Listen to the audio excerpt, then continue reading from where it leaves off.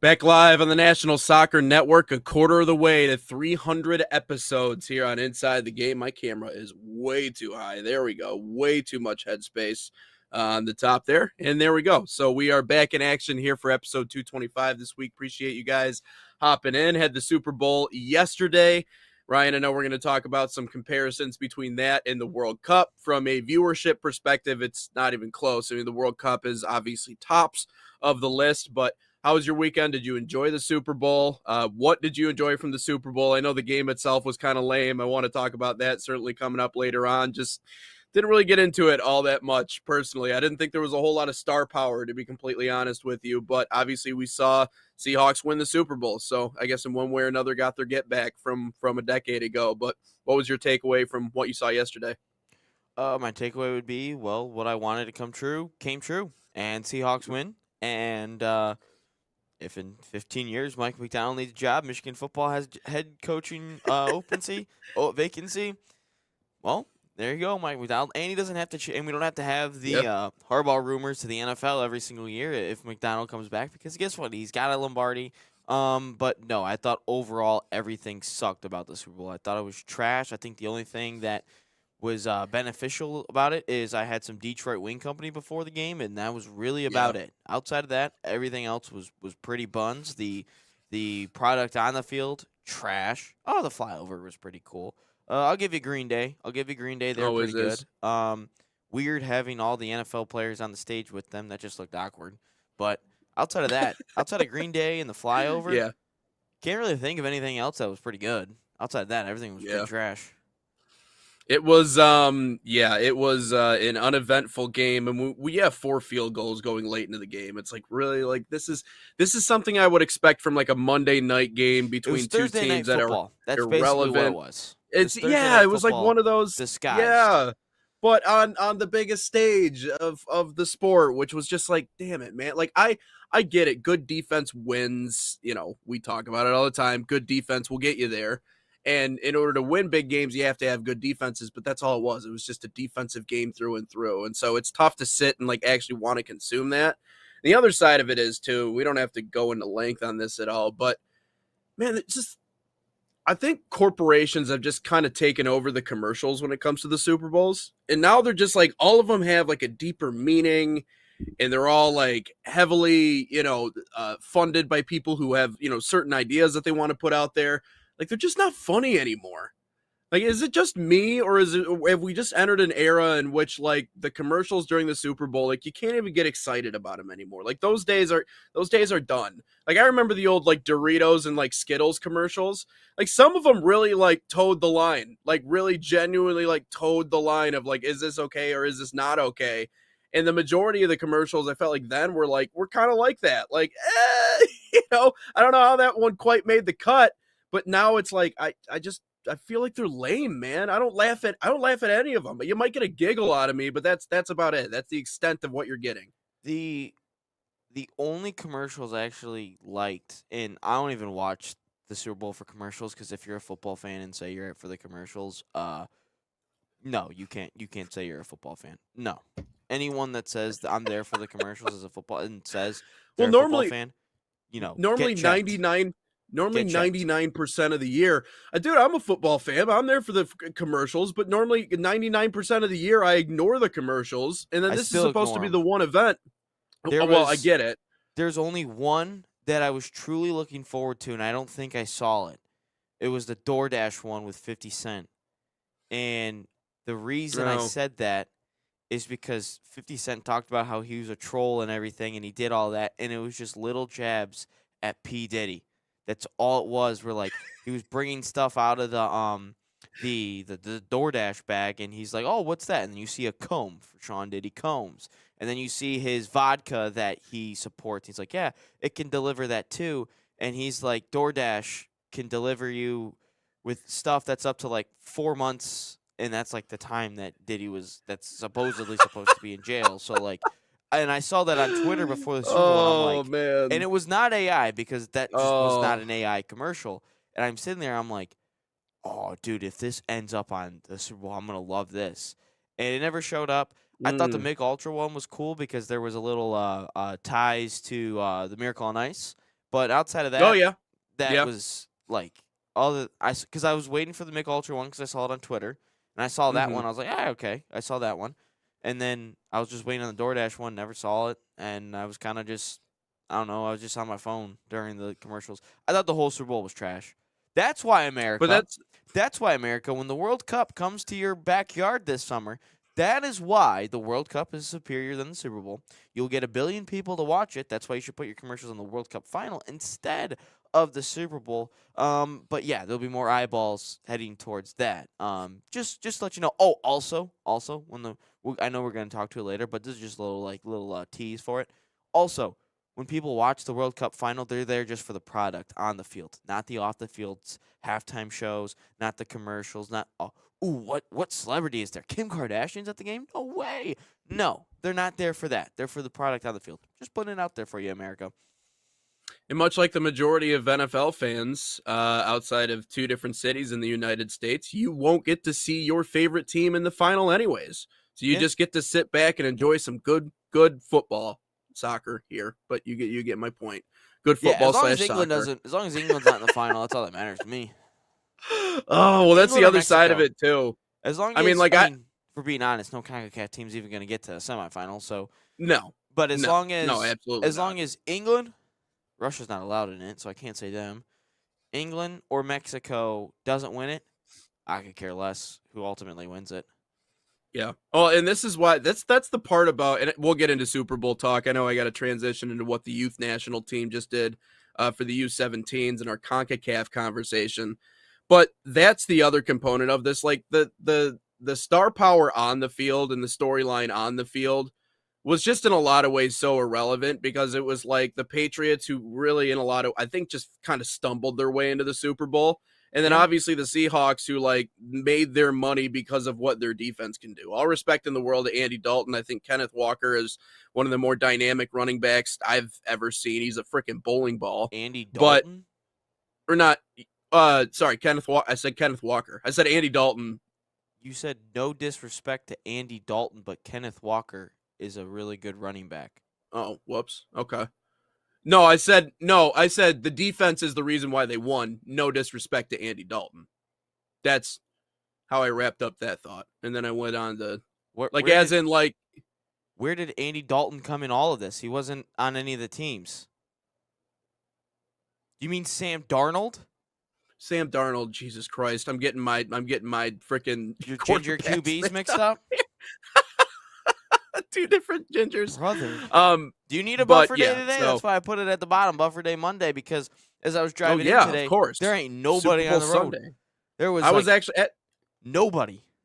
No, I was actually going to start off the show by saying I hope everyone is enjoying their hangover. I didn't drink it all yesterday, believe it or not. I just ate chicken and watched the game, but no, it was I thought it was just the on the field product. There just wasn't enough. There wasn't enough there for people to really invest. So everyone was just cared about halftime shows and everything else going on throughout the course of that game. But let's dive into our conversation here on the U.S. Youth National Team. Ryan, yeah, they poured it on yesterday. Well, they poured it on all weekend. They won 18-0 between 2 games in their CONCACAF qualifiers. One to the St. Vincent and the Grenadines. That's a real blue blood in the soccer world. Yeah, well, And then St. Kitts and Nevis. That's another blue blood that they played. But 18-0 between 2 games. I just had to put that out there because I think that's just crazy that you have a goal difference of 18 goals yeah. in 2 games, regardless of who you play. But also putting it out there that Malik Jakupovic scored 5 goals and had 1 assist against St. Kitts. I mean, that's pretty cool. I mean, no American has ever done that I know of. But is this really anything to write home about? Obviously, no, because it's the U-17 CONCACAF Gold Cup qualifiers or whatever it is. And these 2 teams, this is not a measuring stick. This doesn't move the needle for anything. Now, if they did this against a France or a Spain, sure, we could start talking about that. But no, I just think it's good to give them a little bit of a spotlight because I know most people won't.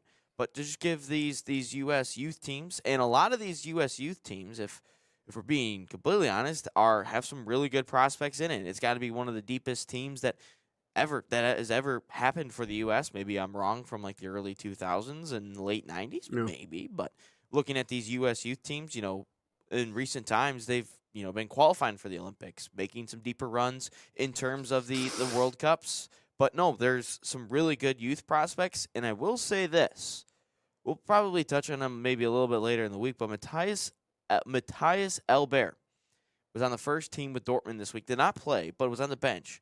But if this guy plays one single minute at all this year, he will have made his debut for Dortmund quicker than Christian Pulisic did with Borussia Dortmund. So that is just something to keep an eye out for. But no, there's a lot of U.S. youth prospects that are really starting to come into their own and start funneling their ways into these top European leagues. And I think to our point that we made earlier, earlier in our revamp here on the Inside the Game, we talked about that next generation of U.S. players that are coming up. Albert certainly a part of that. That really might flip the switch for U.S. soccer. Is it something to get completely hyped about that they scored as many goals as they did in those games? No, because again, the sides that they're playing are not, household names in the game. It's still cool to see. It's cool to see a lopsided number for a U.S. team. But I think the bigger sign, to your point, Ryan, is the qualifying for the Olympics, is competing against the top end sides like, the Germanys of the world that we've seen and the Italys that they've beaten and that they've competed with. And Albert's certainly another name on that list. And to be at that highest level is certainly something really impressive for him. But I think the point that we always circle back to, and I think we could loop this into the larger conversation, is that the U.S. really, I've talked about how CONCACAF is designed to see Americans succeed. And that continues to be the case. I mean, the entire point of CONCACAF, the way that it was built, the way that it was structured, and specifically some of their most recent decisions, is designed around the U.S. succeeding within it. And so I think we're kind of getting to that point in our development right now where we're winning a lot inside of CONCACAF, whether that be our senior team, especially our youth team can certainly win inside of CONCACAF. But how does that impact us when we meet up for some of these bigger world meetings with the bigger sides? Our youth teams have shown that they can compete in those games. Now we just need the senior team to catch up. And really, like we said, this lead up to the World Cup is going to show us a lot because we're finally going to get to see the senior team play those heavy hitting sides. We see the youth national teams match up against them. They've obviously been competitive. They've done well. I hate Morocco. Again, like I said, I never want to see another U.S. soccer team play Morocco ever again for the rest of my life because they just find a way to beat us. They have a formula for it. But outside of that, that's really going to give us a better look at the senior squad. But no, this younger group of U.S. prospects is certainly something to keep an eye on. They're just they're a fun group, and I know we've talked about a few of them. No, they're a very, very fun group, and I think it's important that these groups come together. Look, everyone on these U.S. U-17, U-21, U-23 teams, majority of them will not play with each other on the senior team. That's just the reality of it, and that's just the truth.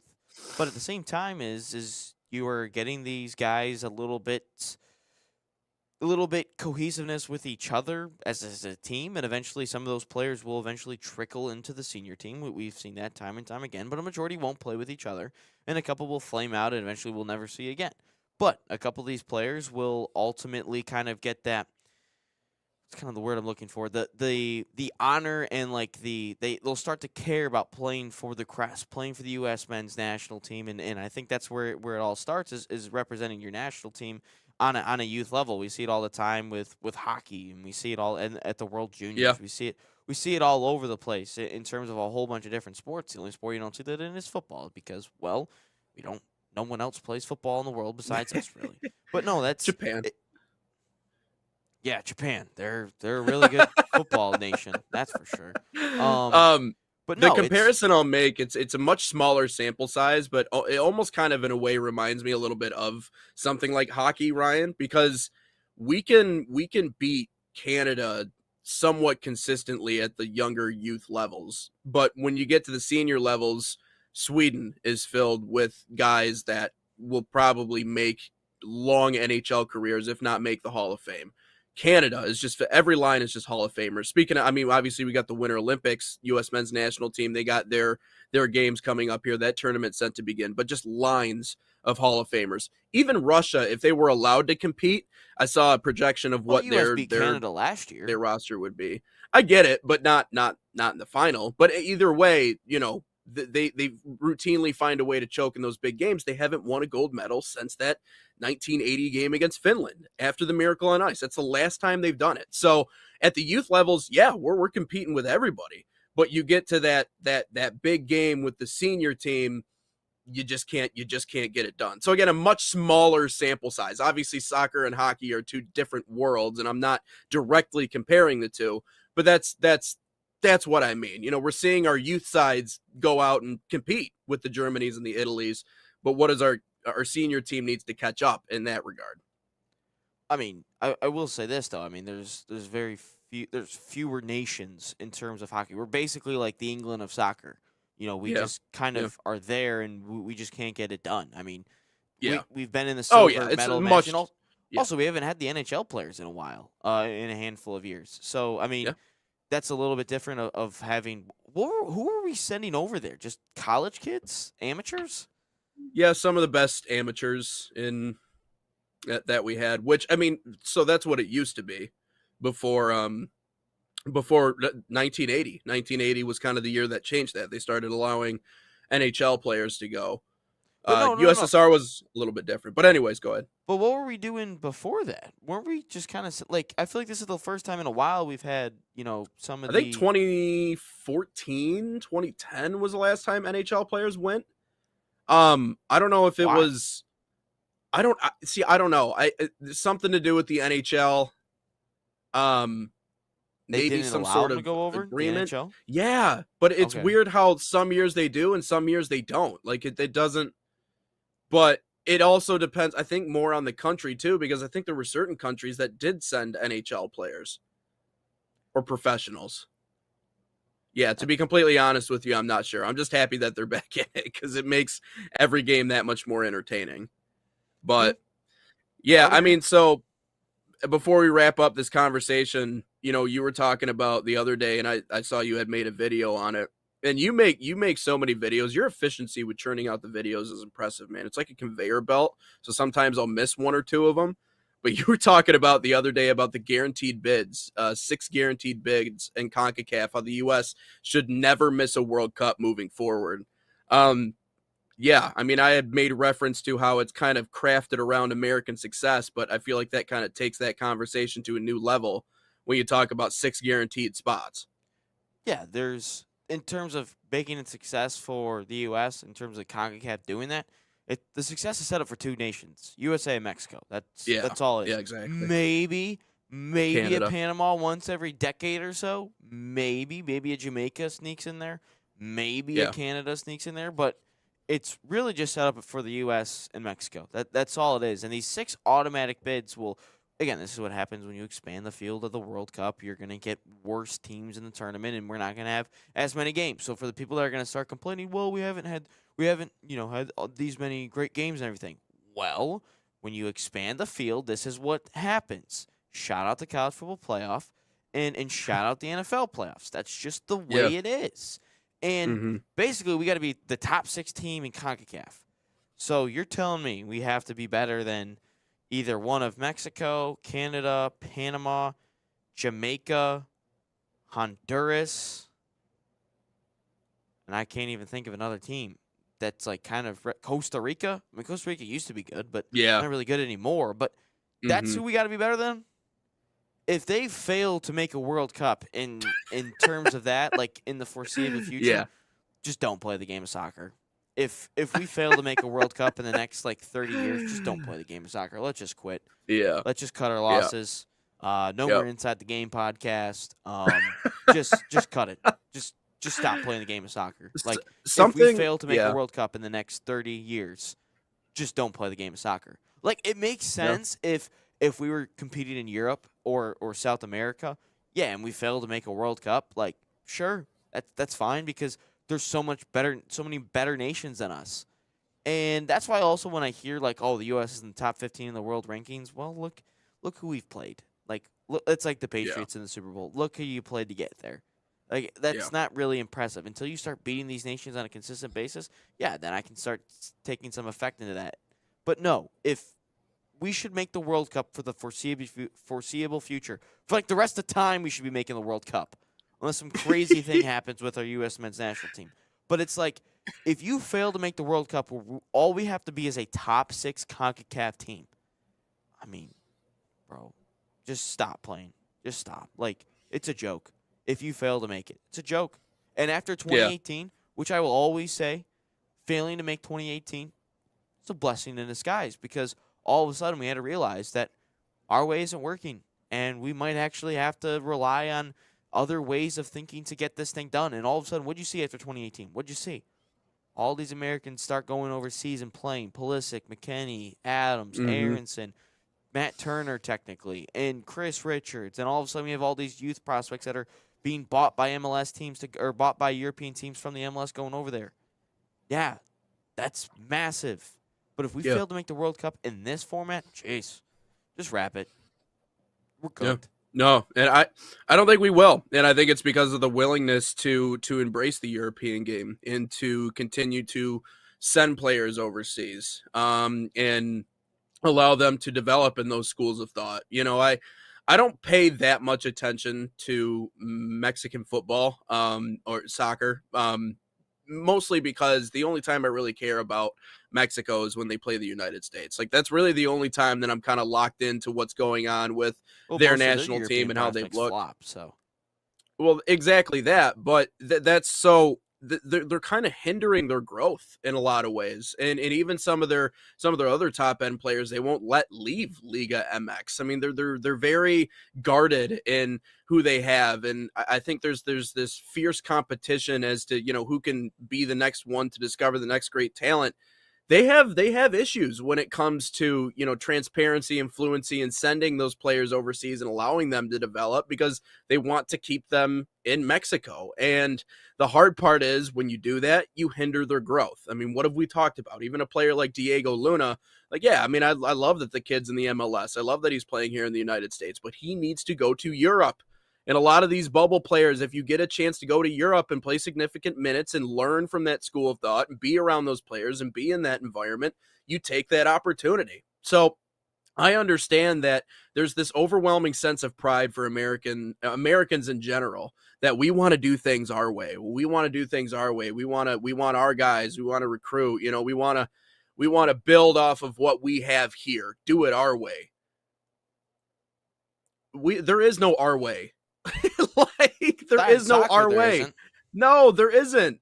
So they go over there and they learn and they bring back what they learn to our shores. We get coaches from over there. We get other influential faces and people that have worked in those environments that lead leagues like the USL.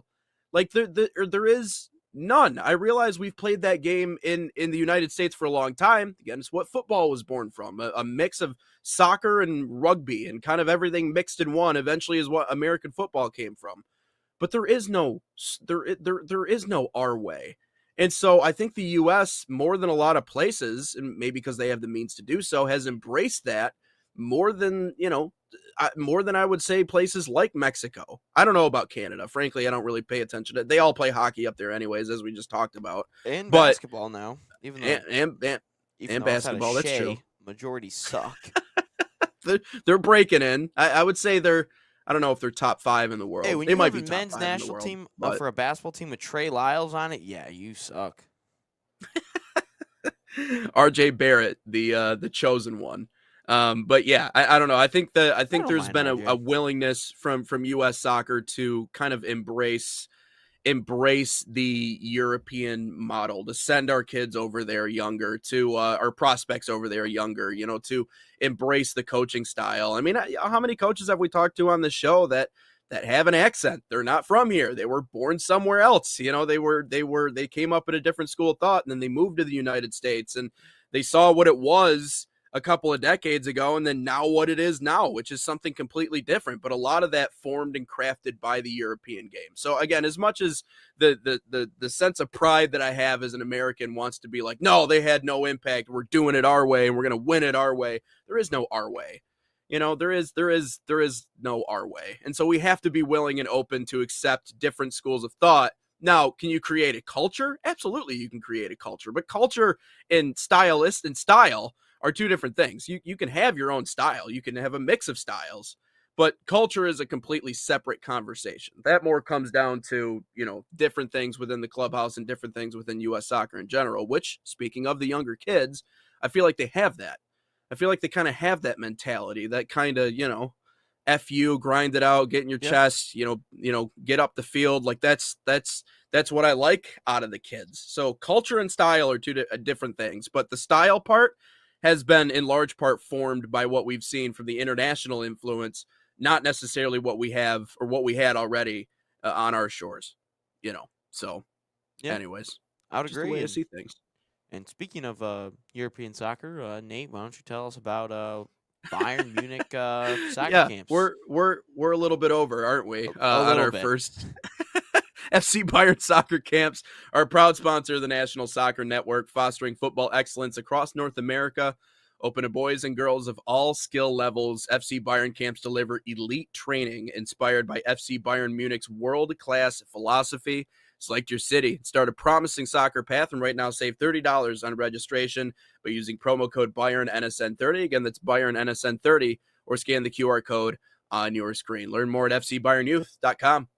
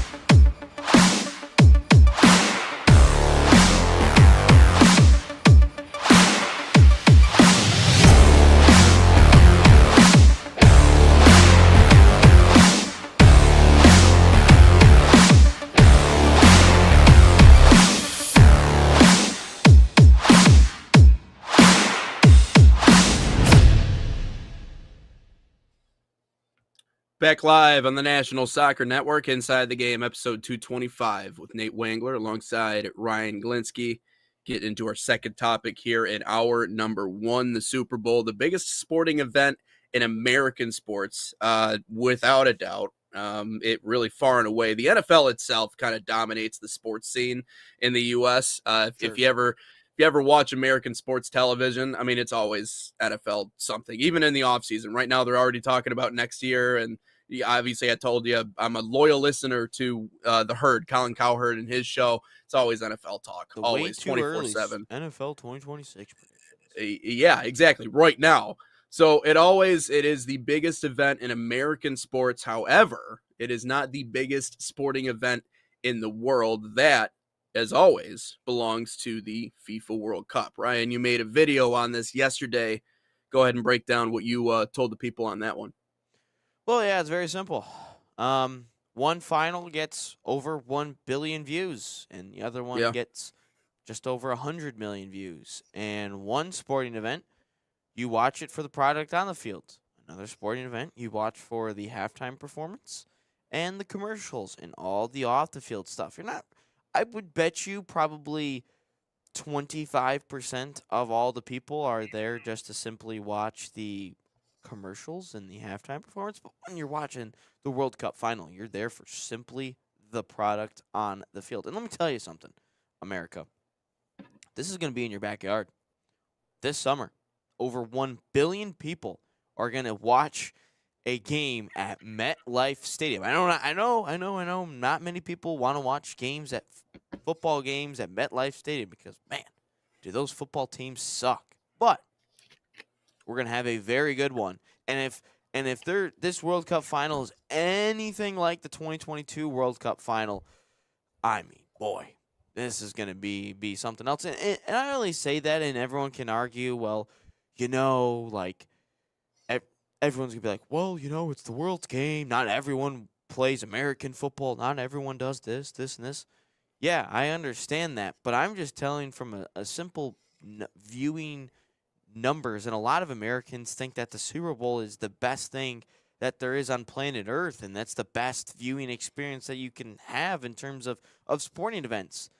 Maybe, but what I'm telling you about is the World Cup.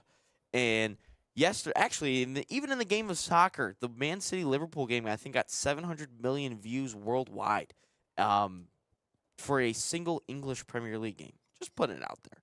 But what I'm telling you is, America, is our sport, American football, is not king. I know that's hard for a lot of people to say. I know that's hard for a lot of people to digest because what do you mean football's not king? Well, it's king in America, but I'm talking about the whole world. Soccer's king. And over 1 billion people watch a final. Just watch 90 minutes of a game, maybe 120, maybe hour 40 or 140 minutes because of a shootout if it gets there, like in 2022. But I'm just putting it out there that this is going to be in your backyard for a whole summer.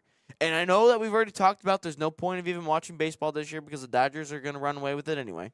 So instead of watching that product, let's watch outside of minor league baseball, Nate. I know a lot of people love minor league baseball, and we got to make sure Nate gets his views too. Got to make sure he gets his minor league baseball views because Nate does a really good job with the Whitecaps, and the Whitecaps won a championship. But this is going to be in your backyard all summer long. And instead of watching baseball, maybe let's watch a game of soccer and how crazy that is. And ultimately grow the game of soccer in America and help the game of soccer grow here. By instead of watching baseball, which we already know who the champion's going to be. It's going to be the LA Dodgers. Right? I'm already telling you. But in soccer, we don't know who's going to be the final this year. We don't know who's going to be the champion this year. Just putting it out there. Yeah, well, you make a lot of good points there, Rye. I like your sales pitch. We always talk about trying to grow the game of soccer, and that was good. You wound your way to the end wonderfully. You're like, hey, instead of doing this or that, how about you just tune out and turn on a soccer game? You might discover that you love it. No, the World Cup is always a spectacle. Anybody that thinks that the Super Bowl is bigger than the World Cup has never left the comfort of 5 miles within range of their house before. They've never left the state. They have no idea that there's actually other things that exist in the world outside of what they consume, which is obviously football, beer, brats, burgers, and football. Like that's just the life. And when you grow up in it, you grow up in it. And so it is the biggest thing in the world to you. But anyone with half a brain, I think, would be willing to realize that the Super Bowl, which is, again, it is a domestic game, despite the fact that there are 62.5 million viewers outside of the U.S., pales in comparison to what we see in the World Cup, and not even just the World Cup. I mean, other international competitions. You talked about some of the other examples, or even league play in the Premier League. I mean, in high leverage games like Man City and Liverpool yesterday. So I think, in my mind, if anything, this is just kind of a given, what you're saying. You are correct. I think it's just a given to anyone who kind of realizes, the Super Bowl is restricted in that way. They might follow football everywhere else, but that doesn't really mean that they're really bought in quite to the same extent that they are with the actual football, the other football. See, I get mixed up with this sometimes, but either way, I think it would be more interesting to compare it to the likes of like the Olympics, like the Winter Olympics or the Summer Olympics, which, by the way, it still beats both of those competitions. Oh, I got those numbers pulled up too. Okay, so I mean, we can go through some of those. I think that would be the more interesting comparison in my mind, simply because I think, again, the Super Bowl in one way or another is restricted. But it is, if you're talking about from a viewership perspective, I think that the one thing that the World Cup has, and again, it has more to do with that the game itself, and this is what is so confusing, and it's why I don't think a lot of American viewers or American consumers of sports really grasp onto soccer. It's because the product is the game. The product is the product. It's what happens on the field. Like that is what everybody that whether you're supporting these countries or you're just a fan of the game itself, like that is the story. Everything else around it is really irrelevant. Like, yeah, they're going to have a halftime style performance. Now, I don't know how they're going to do it, maybe before or after the game. They're going to have musical performances and everything like that. But that's why they call it the beautiful game, because it's all about what happens on the field. You don't have nearly as many distractions in terms of everything else that's going on in and around it, which is, I think, what made the Super Bowl yesterday nauseating. For anybody who truly, genuinely just wanted to watch the game and just wanted to see a good matchup, we were surrounded by everything else going on because of it's the American audience. They need something extra. They need the extra appetizer. They need the cherry on top. They need something else to go with the game because the game itself simply isn't enough. So I would say if we want to make a comparison, my comparison would be this, Ryan. There are far more casuals watching the Super Bowl than there are watching the World Cup. So, Probably. but even then, still watch the World Cup, even if you're a casual, because you might discover that you like soccer a little bit more than you think. But anyways, Yeah, I know you got some numbers to get through. When you're watching an American sporting event, the American sporting viewing experience is all for the extra stuff. You got Bluey at the game. You got 50-cent beer night, which I hope they bring back one Do you day. like Bluey and Bingo? I don't even know who that is. I've never watched it. What? No, I don't watch that stuff. It's like the new SpongeBob, man. That's like they're next up. Yeah, Kids love it. Apparently, can't say dogs can see it I too. try to watch that. But no, you're there for all the other extra things that are around instead of actually like. I mean, it's smart from a fiscal standpoint if you're an owner that you're trying to get the most bang out of your buck there and you have all these extra things. That's fine, but that's not what soccer experiences are. But anyway, this is the top 25 or top 15 viewed sporting events since 2022 because, of course, the Olympics are in there and some of them happen every 4 years. Yeah. But the World Cup comes in at number one. That 5 billion people watch the tournament overall. 1.2 that we talked about watch the final. I mean, can't really have more than 5 billion people watch a final or watch a whole tournament. Yeah. Number two, this was surprising. Tour de France, 3.5 billion viewers. I didn't realize that was so popular. Number three, this makes sense. The Cricket World Cup, 2.6 billion viewers in 2025. On the Tour de France part, by the way, back when Lance Armstrong was doing his thing, a lot of American viewers, well, definitely cheating, but a lot of we didn't know at the time. That's why we were all wearing those wristbands, the Livestrong wristbands, because still believe in the cause, and obviously he still very much went through what he did. But yeah, a little blood doping. Four, the Women's World Cup, 2 billion viewers. Well, I didn't think that was so big. Which is actually tied for 5 and 6. The Summer Games and the Winter Games are all at 2 billion views. And then we get a massive drop off, but it's still a soccer event. Number 7, the Champions League final, 145 million viewers, which still beats the Super Bowl by 20 million views. At 8, Wimbledon at 9 with 69.3 million views. Number 10, the World Series, 51 million views. The Kentucky Derby at 11, 21. The Final Four at number 12 with 21 million. The Masters, I thought the Masters would be a little bit higher, 13th with 19.5 million. The NBA Finals, 19.3 million. And rugby with 17 million views. So wow. that's just all it is. And if we're looking at it, there's only 6 truly American sporting events out of all of this.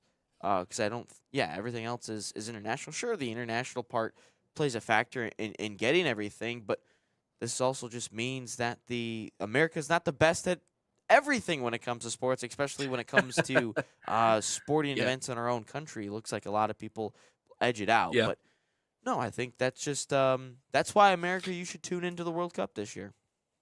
We can summarize it this way: soccer is the most popular sport in the world. I mean, hands down. So that's always the fun. That's the ultimate trump card, I feel like. If anybody ever gets into you a little bit about, soccer this or soccer that, it's like, hey, it's the most popular sport in the world. It's the Yep. world's game. That's what I And use that's all the why, time in middle school yeah, and high school because everyone told me soccer was a yep, dumb sport and used other words to describe soccer that I can't say. But yeah, yeah, no, that's which why is, people. It's the yeah, world's game. And it's funny that like in terms of always the hype up videos, they're always like doesn't matter. Which the 2010 ESPN hype up video for the World Cup was like cinema. Like it's like doesn't matter what your political beliefs are or where you're standing in the world or what war tensions are going on with each country, but everyone comes in and gathers around for 1 month every 4 years to watch the World Cup regardless of anything, and everyone kind of becomes one outside of kind of playing each other. Obviously you want to win the whole thing, but yeah, outside of that everyone kind of comes together for 1 whole month to just watch the game of soccer and just try to hopefully win it all, but everyone's there to just simply watch the game of soccer. And obviously we're going yeah, to have some cool chants going on. I know South America and Africa have got some really good fans in terms of all the dancing and all the singing and all the extracurriculars that they do. Like if you're watching soccer, you will see that like the fans become like that extra sidebar that you see in the Super Bowl because of all the chants that they're doing. Shout out England when they play yeah, Germany. yeah. Honestly, America, we have so many chants we could do in terms of like when we play like a Germany or we play in England, but we just don't do it. Like I'm just saying, we carried in the wars. We carried. But I'm just saying we could absolutely Yeah. be coming up with some chants. But no, the extracurriculars become the fans because sometimes they bring flares into the stadiums. You watch AFCON, we got fans storming the field because they're pissed about a call. We got towels being snatched from people. We got people that just stand there as a statue for a whole game, just like this. Just stands there, doesn't move, doesn't make an emotion, just stands there. We got dancing. We got people shirtless at the time. We got a whole bunch of people drunk. That's the Vuvuzelas. sidebar. What? What'd you say? Vuvuzelas, Yeah, yeah, which that are was annoying. I hate annoying. those things. That Yeah. was that was cool for a little bit, but man, I'm glad they never brought that back. That was if I was a player, the vuvuzelas would piss me off. It's like Oh, I'm sure. it's Yeah. it's not like that much of an advantage because like everyone has to experience it and like every fan is doing it. But like Yeah. if I'm just trying to like bark out instructions or try to talk to my teammate, like and all I hear is like for 90 minutes, like I'm picturing a world in which I'm like sitting in front of these bozos too. Like I got tickets to the game and I'm like right in front of them, just like yeah, it would drive you insane after a while. But no, it literally soccer. I'm pretty sure has caused like wars before, like political conflicts between places because of the game. Like it is, and it's one of my favorite comedic bits as it pertains to sports has to deal with, and I know we got to get into our final segment here. I want to give you a chance to talk about Liverpool and Man City, but it has to do with rivalries, right? In the United States, Michigan and Ohio State, obviously the two states just don't like each other. Like if you were to ask people from Michigan what's your least shout out favorite state, basketball yesterday. yeah, we can certainly talk about that. Yeah, Colin White, how many points did exactly. you score, buddy? As many as I did. I think Michigan's lost to Sparty in hockey is like the first time they've lost to either of those two since the Ohio State Michigan football game. But either way, in talking about that, he's like Michigan and Ohio State don't like each other. Yeah, they had a border dispute. One person got hurt. There was a little spying and a little espionage, but that's what it all stemmed from, was like that border war, and like they got Toledo, we got the UP, blah, blah, blah, blah, blah, whatever. But he's Hey, like we won over in that. France, but he's like in Europe, he's like he's like there was a bloody war between the two countries. Thousands of people died. There were planes flying overhead. There was an entire generation of young men wiped out. And they also don't like playing each other in soccer either. That's what their rivalry is based off of. There was a world war and they all killed each other, and now they settle their differences on the soccer pitch as opposed to like, running bombers over each other's cities. It's like, he's got a point. He makes a good point. It's a little morbid, but yeah, their rivalries mean just a little bit more over there, If you get a the little bit video more clip, hatred. send it to me and I'll play it. But if you find that, That's it. send that to me and I'll Yeah. play it on the show. He I'm sure obviously everyone will get explained a it a comedic relief out of it. little bit better out of that one. But let's tell you about Barca Academy. They're a proud sponsor of the National Soccer Network and the official academy of FC Barcelona in the U.S., designed for boys and girls ages 6 to 18. Barca Academy camps follow and replicate the FC Barcelona game model. Same philosophy used by Barca's professional coaching staff. Right now, you can save $30 on registration by using promo code FCB30. Again, that's promo code FCB30, or scan the QR code on your screen. Find a camp near you at fcbarcelona.us/camps.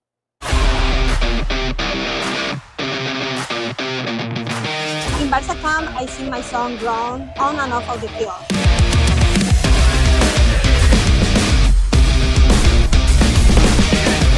Don't miss the time to register. Sign up now for Barca Camp.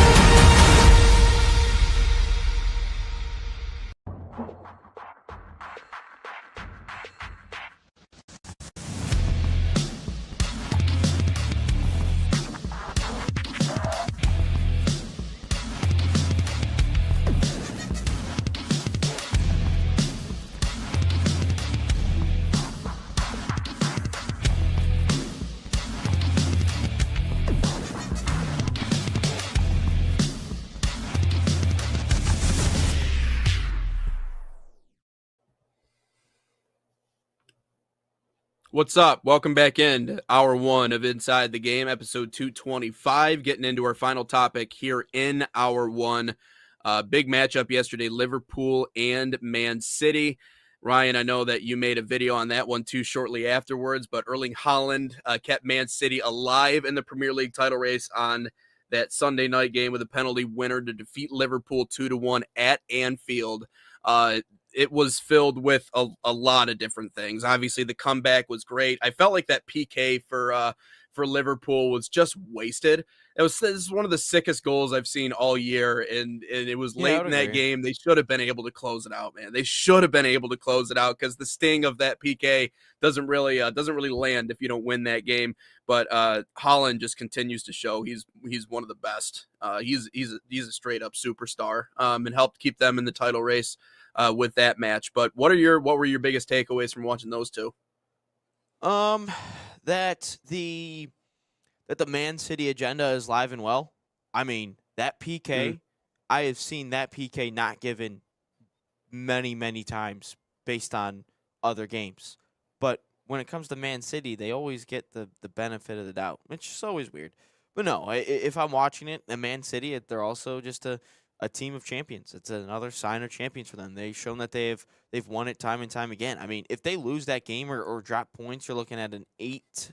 If they tie, it's an 8-point deficit for them. If they lose, it's a 9-point. But it's 6 points right now, and Arsenal and City still have to play each other with 13 games to go. But it's just another sign of them. They didn't play well. They went to Anfield, and there's really got to be some questions about Arne Slot. $550 million plus and can't get it done. Not even in the top four. But no, he's gotta get things done. And for Man City, like, I hate it that they continue to find ways to win. They're still in the title race and they haven't played well, like up to the City standard, I should say, for this last couple of months and quite frankly the whole season. Like the Man City standard is, win out of 20 games, your first 19 games, you win like 17 of them. That's kind of just the standard, and they have struggled in terms of that aspect in trying to get to that standard. And they're just a very good team. They're a very deep team. Do I think that PK was a PK? Yeah, but if that PK is given, then there should be a lot of other PKs given, especially when it comes to Arsenal versus Man City. Weird how that works. PGMOL. That's just weird how that works. But if I'm watching it, that free kick, that knuckle from Zaboslai, unbelievable goal. But that just kind of sums up Liverpool's season. It's that they score a crazy goal like that, and it comes from a free kick because they can't score really in the run of play sometimes, and then they choke it away at the end because their defense, their backline struggles at times. And you could arguably say if Mark Gahey's red card should have been a red card, and I think it should have been because it's a last man back and you pull Salah down just outside the box. That should have been a red card. But it's just weird that sometimes everyone kind of blames the refs for lots of calls and everything. But if we're being honest, they're there to make the story and the overall experience a little bit better. Like I remember watching the Michigan-Nebraska game at Chrysler, and there was like 10 missed calls against Nebraska. But I'm sitting there and I think back to myself, I'm like, well, Nebraska has a short bench.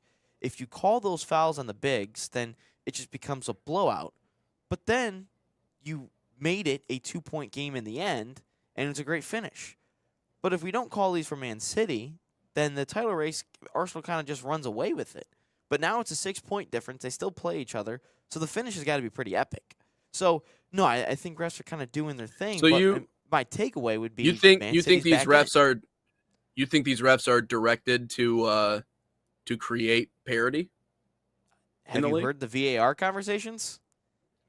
There's that penalty I have seen for Arsenal not given twice this year because the goalie has a right to the ball. Then if that's the case and the same officiating crew that has said that, the same VAR ref, the same ref has said that, then that's not a PK. But for Man City, who all of a sudden were sitting there like, wow. So if they tie this game, it's an 8-point difference. But if they win, it's a 6-point difference. But, yeah, let's give it because the goalie doesn't have the right to the ball. It's weird. It's just weird how that works because that same ref said the goalie has a right to the ball months ago. But all of a sudden in this game, he's like, well, that's a PK because he completely wipes it out. That doesn't make sense to me. Like, that doesn't make sense to me. If that's the case, then that's not a PK. If that one months ago was not a PK and the one a couple of years ago is not a PK, the same situation, then that's not a PK yesterday. Obviously, Allison misjudges it. Obviously, he wipes out Nunez, or I believe that's who he wiped out there. But you can't call that a PK if the one back in October is not a PK and the one a couple of years ago isn't a PK. Like it doesn't make sense, and obviously Arsenal's not the only example of this. There's much other examples in other teams that have this because this happens on a weekly basis. But in that game, Man City was given the benefit of the doubt a handful of times. Shout out Mark Gahey, and now shout out the PK. Yeah, the VAR has been fascinating ever since bringing it on. Everyone just wants consistency. The That's all everyone wants. Yeah. Everyone just wants is consistency, and they're not consistent. Yeah. No, it's true. And I mean, does any of that come down to the human factor, though, in your mind? Interpretation of what's going on? Because that could also play a role. But I just think it's interesting the angle that you're taking, that this is something that is almost kind of coming from the top in the Premier League. Oh, if you're in charge of a sports league, you're a commissioner. Like everyone says that the NFL is scripted and all this and all that. Yeah. Would you just want a team to just run away eventually with the league title, whatever league it is, whether that's soccer, basketball, football? No, you don't. You want it to come down to the end every single time. That's why people love Survival Sunday or Championship Sunday so much in the Premier League, because many things can happen, and it comes down to the final game, the final weekend. And we saw that, let's see, Arsenal had it a couple years with City. City won it. Then you had Liverpool and City handful of times, and ultimately the most overrated Premier League moment of all time, the Aguero goal. That's what happened. And why do I say that's overrated? Because QPR sold the damn game. That's why it's overrated. QPR sold it. They just gave up when they realized that they were then they realized they were safe. They just gave the game away. So you can't say that's a great moment. But yeah, I mean, everything. Like, I remember hearing Peter Drury, the greatest soccer commentator of all time. He talked about, he was asked, like, do you root for certain teams? Like, was there ever a team that, like, as a kid that you always rooted for? And he's like, I root for the story. I root for the storylines. And he's like, ultimately, if I have a good story, then that's all I care about, because that's what people are tuning into. Because you can't have a league where Arsenal runs away with the league by 20 points. No one's going to watch that. Like, last year was so boring because Liverpool ran away with it. Like, in the last month, no one was truly watching it for anything unless your team was fighting a relegation battle. But, my viewing experience at that time was like, I could care less, because there's no point in playing for anything. We already had the top 4. We can't win the title. Yeah. So there's no point in me watching that. I'd much rather spend my Saturday and Sunday mornings, afternoons doing something way better than that. Than just watching a Premier League game that doesn't mean anything. Like, I remember I was, like, the Liverpool-Arsenal game last year at Anfield at the end. Like, my cousin and I are, big fans of each. And, like, I'm supposed to be hyped for that game. Him and I are supposed to be hyped for it. But we looked at each other and we're like, dude, this game is stupid. Like, there's no point of playing it. And ultimately, it was a good game in the end. Just kind of watching back on some highlights. But, no, it doesn't matter. So what's going to happen is, Man City doesn't get that penalty. They most likely tie.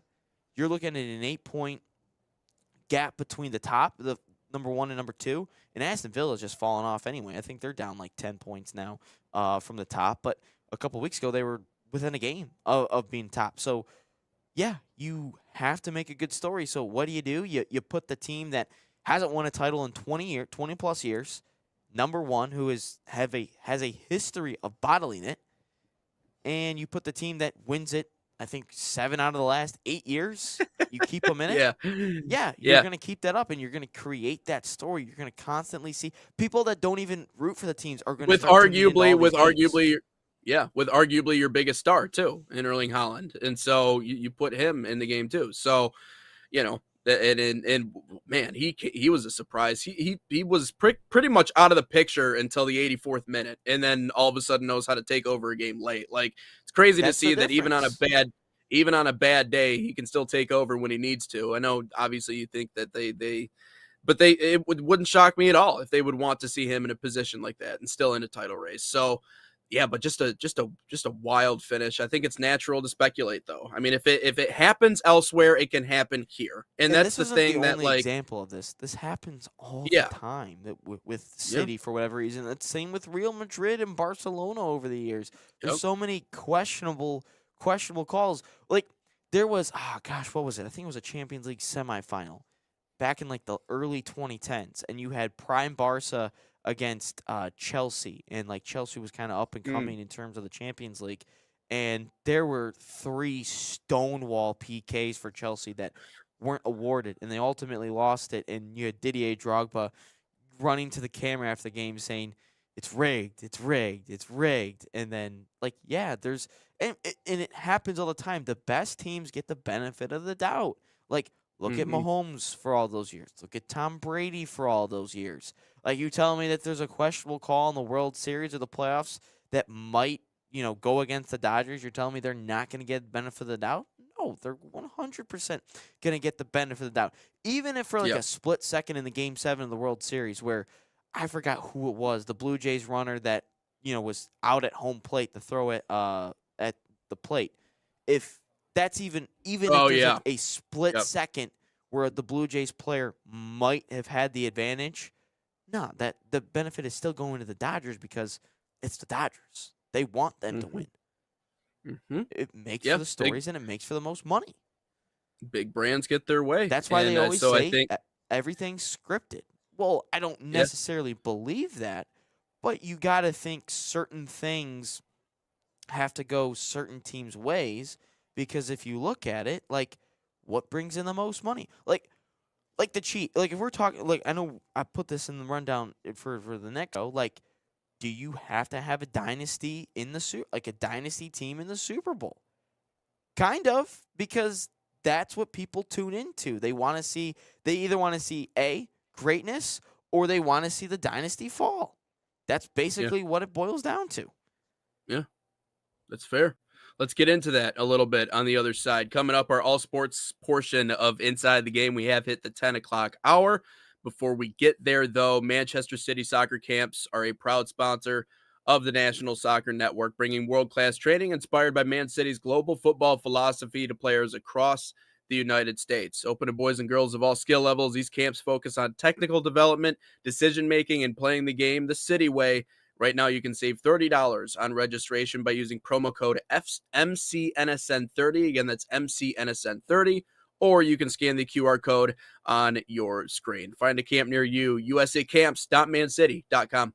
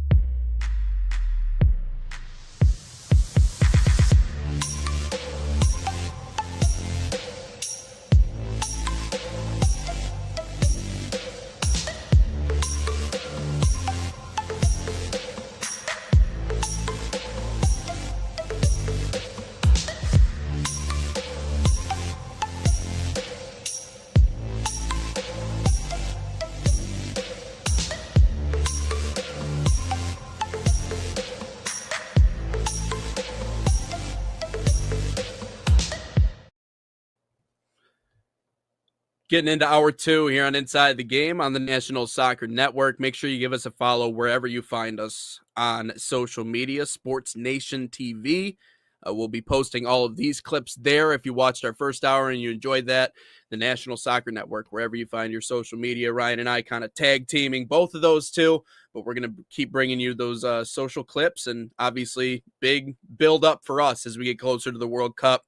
Big time for us here on the National Soccer Network, but already a lot of drama and a lot of stuff to get to on the all sports side. Obviously, we talked about the Super Bowl yesterday. That's going to be a main theme throughout the course of this. However, now that football is over, Ryan, you posed the question in our prep sheet today. What happens now? Well, that's a good question. What do you think happens now? College basketball season. That's yeah. what I'm hyped for. So I posted a video this weekend. I mean, college basketball. I mean, I didn't get to really watch any of it live because I was at a hockey game / a bar, so I was kind of just like, kind of glancing at it. But I saw the endings, and North Carolina Duke never disappoints, even when one team is trash. Like, no, I mean, Carolina was top 15 this year. I think they were. Anyway. But even when Carolina is trash and they're like not going to make the tournament, they still compete with Duke. Like it's awesome, even when Duke's like number one. But no, this year was great. The buzzer beater by Seth Trimble to get it done. Oh my goodness! Hits it, and then the crowd rushes the court, and then we have you got to go back out. There's 0.4 seconds left because you can get a shot off in 0.4 of a second. You can. I think you can catch and release. Then he doesn't even catch the ball, and then we got Then they stormed the court again, and then John Shire's crying about how they punched his staff. Like, bro, like, what do you played in this game? How many times you've coached in this game? How many times as a head coach or an assistant coach? This is expected. Oh God! Remember? You still shouldn't be punching staff, but I mean, I get it. I've never seen a video where the staff gets punched. It's true. There should be a video out there, especially nowadays. Like, no one's gonna miss that. There's gotta be something. But I remember. Do you remember a couple years ago? I forget who Duke lost to, and John Shire is the biggest crybaby when it comes to court storming. A couple years ago, Duke lost, and they lost on the road. and Duke was top 10 or something, and they lost to an unranked team, and Filipowski gets like the fan didn't Oh intentionally yeah, try to I trip remember that. Filipowski, but Yeah. Filipowski gets touched, and it's like he got shot, and the world just stopped. And Shire runs over and starts yelling at everyone. Get off the floor quicker, Filipowski. Like, just run off the court. Like, Yeah. if you're a top 5 team, a top 10 team, and you lose on the road to an unranked team, doesn't everyone kind of realize in their head like they're about to storm the court? I should maybe sprint off the court, maybe get to the sideline quickest way to the tunnel. Maybe I should do that instead of just do this. Put my head down and just sit there and stand there. No, get off the court. Don't just stand there if I'm Filipowski and just, and then the fans are running and I leave a leg out like Jeremy Fears and it's, oh my gosh, I just got touched. John Shire's the biggest crybaby when it comes to court storming, dude. Like, have I seen a video of him of these fans getting punched? No. Haven't seen it. Filipowski gets touched, and it's like, oh my god. But anyway, Michigan State, Illinois was great. Got to overtime. MSU wins it, and then Tennessee, Kentucky was unbelievable too. Tennessee choked that one. They meant unbelievable in that game as well. Yeah. But no, that's what I'm looking forward to is college basketball, and especially with Michigan being really good. Whew, I'm hyped. Yeah, and a lot of those matchups have really kind of found new life. I feel like Duke, North Carolina has found new life, with that being now a top 15 matchup and with obviously Duke going down. That was their first loss in conference play against that North Carolina team. So, yeah, man, I mean, that rivalry, and I was actually having a conversation with my dad. We went out after I had a couple of games on that Saturday. We ended up going out, just beat ups, just hang out and watch whatever.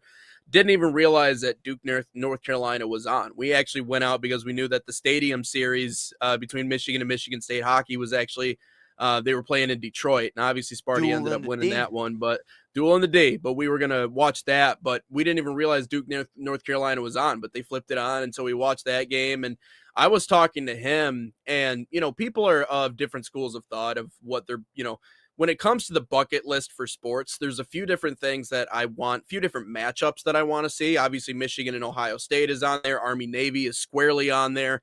But the other one of those has to be Duke, North Carolina basketball. It is just, it's a different level of hate between those two. And when it comes to why it has everything to do with proximity and the Tobacco Road, but also just the history. And I saw a really fascinating post yesterday, and I think this would be a good topic to get into maybe on the show tomorrow or whatever it is. But is Duke, North Carolina / Michigan, Ohio State, are those the two best rivalries in their respective sports? No, I think they are. Based off of Jay Williams on College Game Day, no. Him chanting for a 3-time player, he played for 3 years at Duke, and him to start chanting Tar Heels on game day? No, I think the Duke-Carolina rivalry went down a notch because of that. Tell me what Michigan, Ohio State, whether that's a basketball player, whether that's a football player, what coach or player is chanting?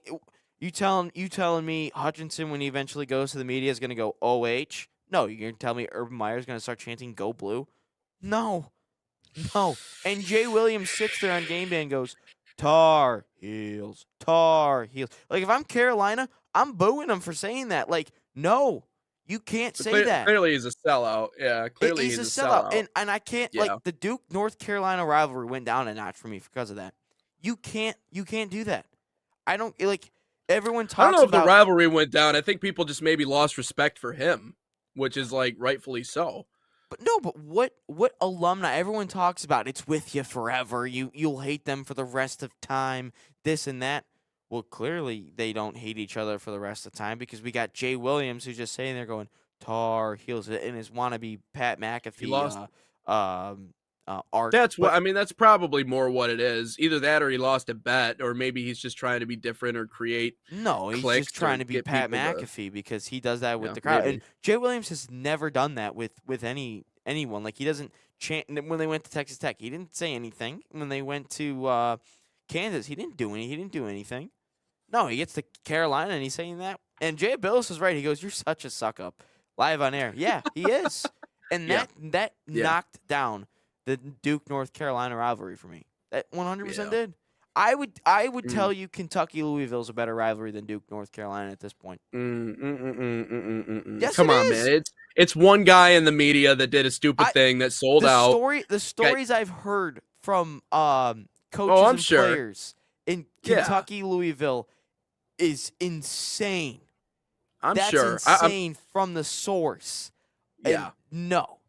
Louisville, But I Kentucky think- might be bigger than Duke Carolina. It might But be. you look at the last one. And they play I'll once just a go year. by. I'll just go by the matchups. Look at the last 100 matchups in Duke and North Carolina. I think they're separated by literally just a handful of games. I think it's like 2 games they've been separated by in the last 100 years. Michigan, Ohio State are only separated by 2 in the last 100 years, by the way. Ohio State leads it. But outside of that, I think they're only separated by a handful in that stretch of time. So in terms of the even matchups, in terms of the proximity, the overall like talent, 3 times a year. But I don't think either of us can really get a grasp as to how intense that rivalry in that building. Like if we're in like Cameron Indoor, yeah. Sorry. Cut out there. All right, I'll start over. Restart. I just kept going just because I thought I was still. Anyways, Restart. I don't think you can really truly get a grasp as to the intensity of Duke in North Carolina without being in that building. And I can say the same thing about Kentucky Louisville. I know about how intense it is because they get intense about ACHA hockey. I mean, let alone everything else they do. It is an unspoken hatred, or it is a spoken hatred, but they don't like to speak the name of the other school. You get a lot of that in Michigan, Ohio State too. But for Duke, North Carolina, it is the how close the rivalry is overall record wise, the proximity, the state, especially with it. I don't know. And I think the image of the Duke crazies, reaching over and damn near, like pulling in the player from the sidelines as he's trying to inbound it. I don't know how he has any space, but I think that would give us a newfound respect for just how intense it is. That's why it's on my bucket list. It's one of the handful of things that I want to do, handful of matchups I want to see before it's all said and done, before I check out. But it's not to say Kentucky Louisville ain't intense. Trust me, I know that there's a level of hatred there. I think again, you can say, oh, it's only one person in the media, but like that the pure hatred part, it went down a little bit because one of your best players in program history is doing that. Are you sure he wasn't trolling? That wasn't a troll move from him? No, he goes, I've never done this because I'm from Duke, but Tar Heel. Like first off, the Carolina fans should not have responded that way. They should have just said, boo. Like that would if that happened. Well, none of those kids know who that is. Jay Will, no, probably not. He's just a broadcaster. But no, it's like in terms of pure hatred, it went down a little bit because of that. Because what, like Charles Woodson doing that on the Fox desk? No. Urban Meyer doing that on the Fox desk? No. No. Kirk Herbstreit gets booed every time he speaks when he's on game day at Michigan. They can't even say Michigan. They can't even say the word They don't say Michigan. They don't say Ohio State. They say Ohio, which I think the blocking the M's on the whole campus of Ohio State's the dumbest thing there is because like there's so many M's I'm sure around that whole campus. Maybe you kind of also live in a city where there's an M in the name. Just saying. But like it's in terms of that, like it just went down a notch. And I'm not saying like it's not a good rivalry because it still is. But if we're talking pure hatred, it went down a bit because even Tony Barbie, who the old CMU coach, like I've heard him say that still doesn't like Louisville, and he was an assistant coach at Kentucky, and it still sticks with you a little bit. So yeah, it still sticks with you a little bit, especially in terms of that rivalry. But just seeing Jay Williams do that a little bit, maybe he was doing it for a troll, but it sure didn't sound or look like it based on what he did on in social media. Maybe he apologized. Maybe he did. But I will say I think the best Carolina Duke moment of all time is, again, you can say the Final Four, but I think it's the final home game for Coach K inside Cameron Indoor. Like everything was amped up for it. There was so much emotion. So many former players came back. And to see Carolina, a team that wasn't even ranked, that might not even make it to the might not even make it into the final dance, in the big dance, walks in there and beats them, and everyone's just crying and everything. And then eventually that same Carolina team would go to the Final Four, lose in the national championship game, but beat Duke in the Final Four for Coach K's final game. I mean, that's just awesome. I will say they do have some really good moments over at Louisville, Kentucky. Yeah. But Saturday knocked it down a little bit. And to see Jay Billis during just his facial expressions after, like, they're like, yeah, we got to review it a little bit. His facial expressions was like this. Yeah. He was struggling a bit. I just hope that we're getting back to the, what we had during the primetime Coach K days. That we're getting back Coach to K that versus era. Roy Williams? Yeah, Roy Williams. Yeah, exactly. That matchup, when it was really primetime Duke and North Carolina, because I feel like it's been a little bit of a gap. Obviously, Duke has never really fallen off. North Carolina is always relevant. But I just feel like they haven't been as intense or as magical of meetings. So to have a buzzer beater in that one, I feel like we're finally starting to get back to that level with these two programs, to where the rivalry is going to take on new meaning. And that's the thing about rivalries. Like, the importance of rivalries comes and goes, because you're going to have eras in which this matchup really means the world. You could even say the same thing about, and I know we keep referencing that we got to stop talking about these two, but Michigan and Ohio State, when one team's lost 8 straight meetings, 9 straight meetings, 10 straight meetings, whatever it is, however long the streak is, you're not necessarily going to look at that as, oh, this is a rivalry. No, it's one-sided. One team kills the other team. I know there's reasons why they don't like each other, but to get both sides to a level to where the matchup actually really means something. Say the same thing about Michigan State basketball. Now it means a little bit more. That first one meant a little bit more than when you marched a Juwan Howard team in there that really had no business winning that game whatsoever. So I'm just hoping that Duke, North Carolina, in what we've seen, at least I saw throughout the course of my childhood, which is both were in the national championship picture, both had Hall of Fame level head coaches, both had a collection of players that were going to go to the NBA and make a difference, and both, at the end of the day, are going to play in probably one of the most hyped games all year. So I think in basketball, I do think it's accurate. I do think that Duke and North Carolina is the biggest rivalry in college basketball, Michigan, Ohio State, the biggest in college football. Outside of that, I mean, you can argue amongst yourself as to where everybody else fits in that pantheon. But I think it's getting back to that level now, because they're starting to both emerge as teams that legitimately are contenders, which, obviously ever since Roy Williams and Coach K both retired, been a little bit different. And they were obviously a part of that crop of OGs that kind of cut out once all the NIL stuff really started to become a big deal.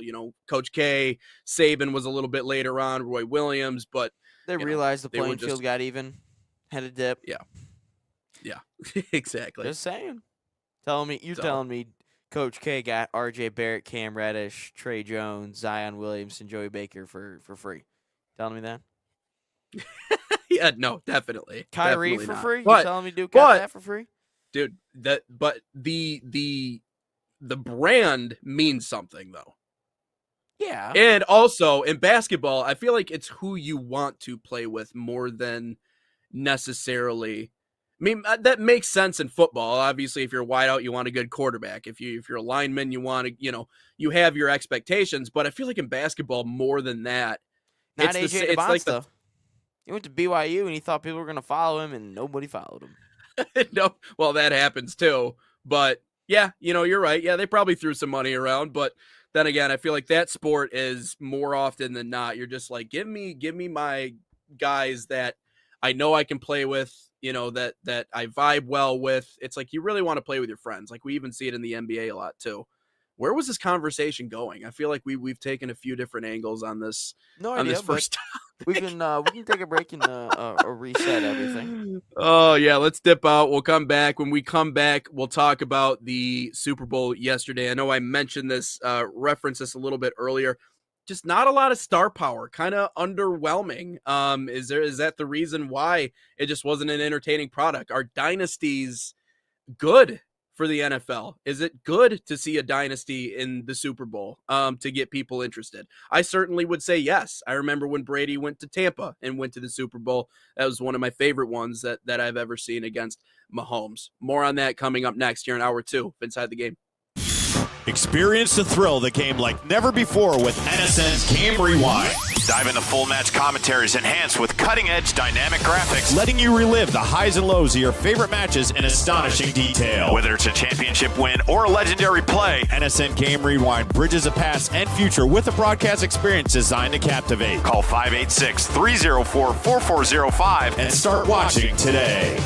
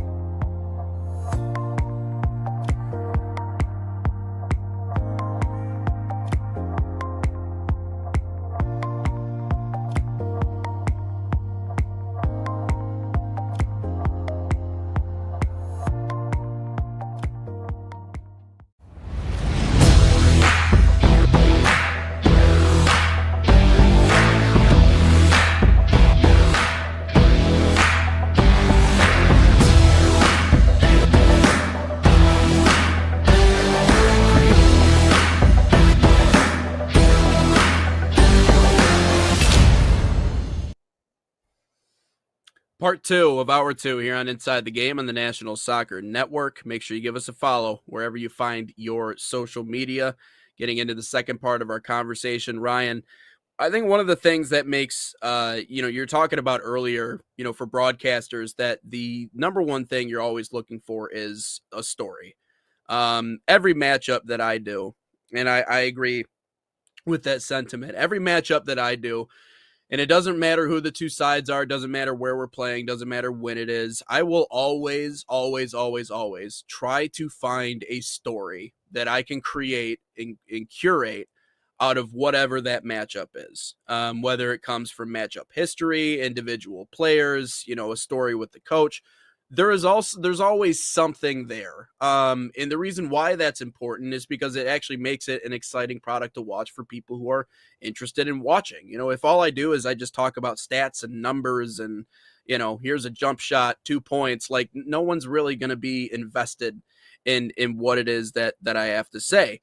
But sometimes it's hard to create that story because the matchup that you have in front of you, while there are good angles to it, it doesn't have that thing that really captures That's why the Malcolm attention. Butler storyline was beat to death for the last 2 weeks. Yeah, exactly. So good stories, no doubt about it, but it doesn't have that extra oomph to it. It doesn't have that juicy storyline that makes you go, ooh, Or that the makes Mike people McDonald really. youngest coach storyline was beat to death. Yeah, which is awesome. That's cool, but does that really move the needle? No, it doesn't.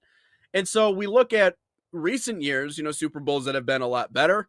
As much as I hate to admit it, I think Taylor Swift being a part of the NFL picture and being a part of this, like the Super Bowl with Travis Kelce and that whole thing, and obviously Jason Kelce, Mr. Sexiest Man Alive with his podcast he's got going on with his wife.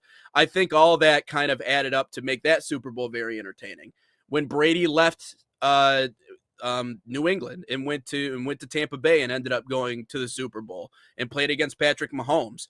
I mean, that's one that in my opinion, I think that's the most exciting Super Bowl, or the one that I anticipated the most, really outside of the Lions run in recent memory that I can remember, because the newcomer versus the GOAT. Mahomes was trying to be better. That's why Brady will always be better than Mahomes. He's won and I more wanted Super Bowls. And that was, in my opinion, that was kind of the game that for Brady kind of put the exclamation point on the GOAT conversation. If he wins that one, it's like, we don't really have to have any more conversations about it. It's done. He is the GOAT. And so star power in a lot of ways, and storylines and drama in Hollywood sometimes impacts games like that, and it makes them more entertaining. It just adds a new angle. I just feel like the game yesterday against Seattle and New England just simply did not have that. It didn't have any of that. Not at I got all. no problems with New England. I don't really like Boston all that much, just simply because, the city of champions, like they don't win a title in one sport and they're like, oh, we suck, this is horrible. It's like, guys, just wait until the seasons change and then you might win a championship. You never know. There might be one waiting for you. But They haven't outside won of one in a that, couple like, years. yeah, that's true. That's But true. no, I think like, dynasties there are was good. nothing. Dynasties are There's great for nothing the that really sport. captured me. Yeah. No, dynasties are great for the sport because you think about it. Everyone either wants to see it fall or they want to see it continue. And depending on the dynasty, I like or dislike them. It kind of depends on what it is. Like, I loved the Warriors. I just loved the way that they played basketball. And the whole dynasty good or bad thing kind of reminds me of the Spider-Man. Everyone wants to see a hero, but eventually they want to see the hero die or fall. And that's exactly what it comes to the dynasties. Yeah. When it's the Chiefs, I hope they lose because I never liked Travis Kelce. I think he's a bitch and complains all the time. And when he doesn't get the football, he whines all the time, even though there's better options than you, Travis Kelce. And that's why I think there's much better tight ends than you because you don't block. You're a glorified wide receiver. Basically what it is to Travis Kelce. The Patriots never really minded either because, I mean, I didn't really care for him. I guess there wasn't really an unlikable person for me personally. Like, yeah, you could say they cheated Bill Belichick, this and that, but I never really disliked anybody. I can't think of any other dynasties like Florida. I don't really have a say in that with the NHL. Yeah. The Dodgers now dynasty. I dislike it a little bit just because of the way that they're doing their business and handling it all with money. And everything. Alabama football. I never cared really for Alabama either because they had so many good players. Yeah. So and Michigan was never in the conversation. And a couple times they ran up against Ohio State, and I obviously needed Alabama to win. But I guess I would root for Clemson against Alabama. But I never really cared for Alabama. I guess because like looking at some of their natties, they went up against Notre Dame. Glad they killed Notre Dame. They went up against Ohio State in 2020, their last one. I'm glad that they beat them. I didn't mind. I'd rather have Georgia beat Alabama in 2021. I'd rather have that. But dynasties are great. You need that because everyone wants to see them lose or win. And obviously that's the only outcomes that can happen in a Super Bowl. And I thought the whole AFC side of things sucked. Like, if I'm being completely honest, I thought everything sucked, but I also can see it this way. And this is what I was thinking about last night. Who are these quarterbacks? Like, if we look at the AFC picture, Drake May's new. Bo Nix is for the most part new. Justin Herbert really doesn't do anything in the playoffs, so he's kind of new. He's been in the league a handful of years, but he's never really done anything. CJ Stroud just turns the football over time and time again. Sure, Aaron Rodgers is a legend, but at this point in his career, he kind of stinks. So I'm looking at the whole AFC quarterback kind of rankings here. A lot of them suck, and no one really knows about them. And, like, you don't have – or Josh Allen's another one that was in it, but obviously he always loses. So, and you don't have a Lamar in it, and you don't have a Mahomes in it. Like, it just seemed like it just meh. Like, it just feels like we're like in a transition phase in terms of the NFL, in terms of quarterbacks. And we talked about quarterbacks suck now coming out of college because it's all RPO, read and react. You don't read anything. Look at the NFC side of things. Darnold obviously is new. I still don't think Darnold is like this great quarterback overall. He's got a Super Bowl, but he's kind of going to be in a category where it's like with Trent Dilfer, like not really good, but you have one. Yeah, I mean, it's the Nick Foles of the world. Yeah, you have Stafford in the NFC. I think Caleb Williams is going to be a star. Just, that's his first playoff run. Stafford's obviously still Stafford. Brock Purdy's Brock Purdy. Jalen Hurts has been there, but he gets knocked out early. And then you have Jordan Love, who's consistently inconsistent. So it's like we're in a troubled era, I guess, in terms of NFL quarterbacks because everyone's kind of transitioning, I guess, because you kind of go from like the Bradys of the world and the Peyton Mannings. You have Russell Wilson was in there. Aaron Rodgers was good. Now, not very good anymore. But Aaron Rodgers was in that. I can't really think of any other like quarterbacks that have retired recently. Phillip Rivers, I guess, but then he comes back. So there's that. But, like, Big Ben's another one that retired. But, like, all these great quarterbacks are like kind of gone, and now we're like the new age of quarterbacks where it's like they make a lot of dumb decisions. It's not really reading defenses at the line. It's really a lot of RPO stuff, a lot of short stuff. So I also think that the quarterback doesn't, because what do people kind of feel close to in the NFL? Like, who are they trying to watch? The quarterbacks. You're not watching a running back unless their name is Adrian Peterson or Barry Sanders. You're not watching that. But I think it is becoming more of a running back heavy league, though. It is, but I'm saying, are you really gonna feel gravitated towards Kenneth Walker, Ramondre Stevenson, Travion Henderson? No. You don't like watching running backs?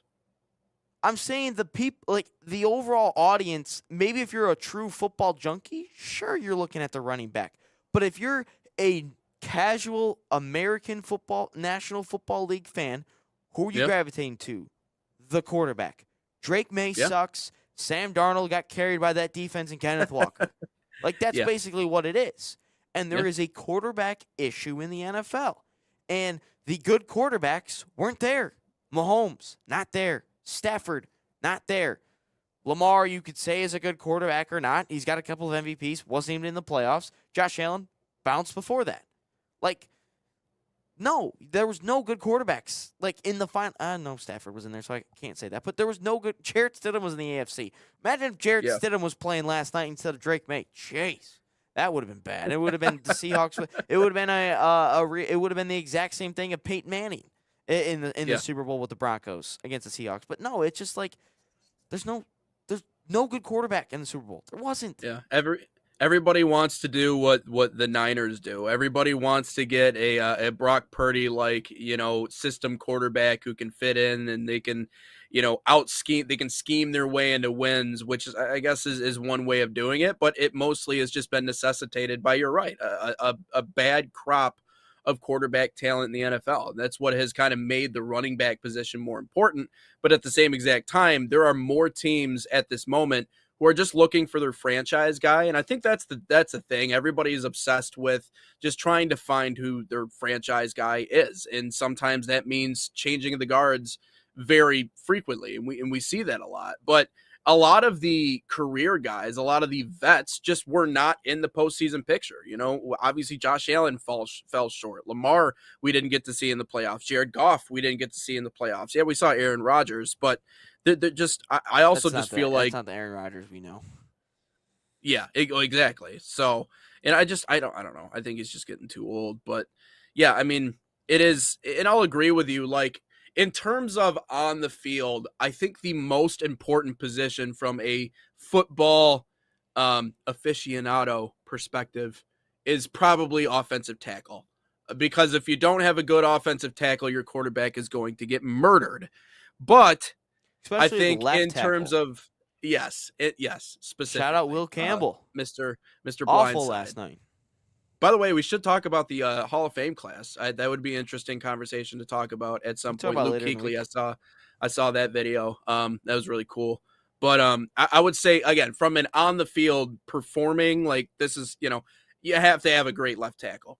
But from a cultural relevance, popularity, media, in the face, in the news, kind of head of the football team, the CEO in a lot of ways, that isn't working in the front office, but he's the most important player who wears a uniform, is the quarterback.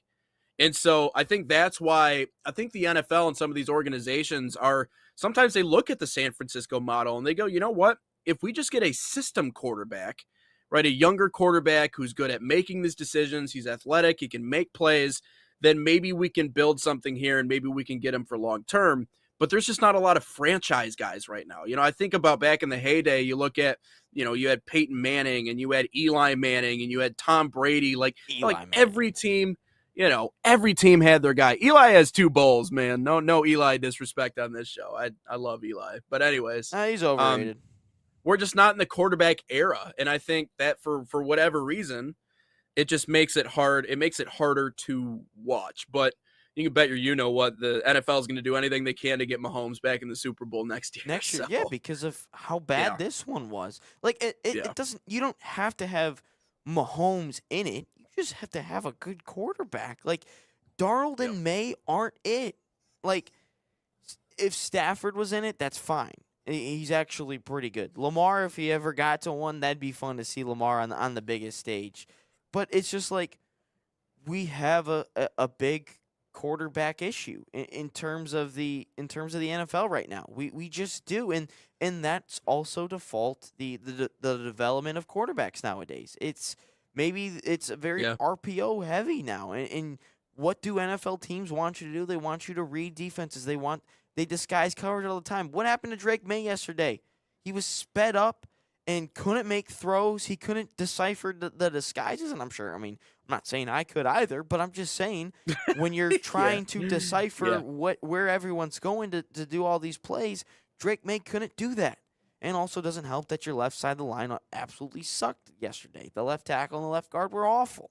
But it's like Drake May looked lost out there on the world's biggest stage in American football. And there is a big quarterback issue when it comes to the NFL, and that's something they have to fix. And that, I think, also hurt yesterday. Like, we talked about stars. There was defensive stars all over the place. For both sides, there was defensive stars everywhere.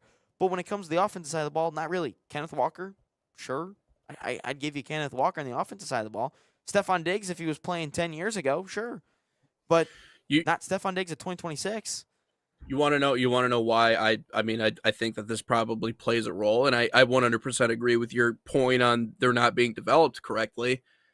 I mean, any guesses on how long Peyton Manning spent at Tennessee? He spent what? 4 years. 4? Yeah. How long was Brady at Michigan? 5. How long was all these franchise guys, these older, these quarterbacks that, obviously made, how many years did they spend at their universities? How many years was Mahomes at Texas Tech? Probably 4. But if I'm looking at the recent ones, Bo Nix was in the league, or was in college for like 5 years. That's true. I mean, Jaden Daniels was there for a long time. Caleb Williams was there for 3. Right, but if you're switching schools, or if you're switching coaches, or if you're bouncing around the way that some of these guys are in the college game before you get to the NFL, I mean, it's tough to develop a player when you're developing under multiple different schools of thought before he gets to the league. Like, it's a lot of these younger guys have had so many different influences in terms of trying to work on their game that once they get to the National Football League, it's like they haven't been developed under one coach or have worked with a certain coach for an elongated period of time. So it's just, I think it's also the change in college football because of how much movement and how much turnover specifically at the quarterback position, that the whole idea of seasoning and developing under one coaching staff for the entirety of your playing career, or at least the majority of it, I think that might have something to do with it. They're not as NFL ready now as what they used to be in college football, and they're not. And that's why it's led to what we've seen in the NFL.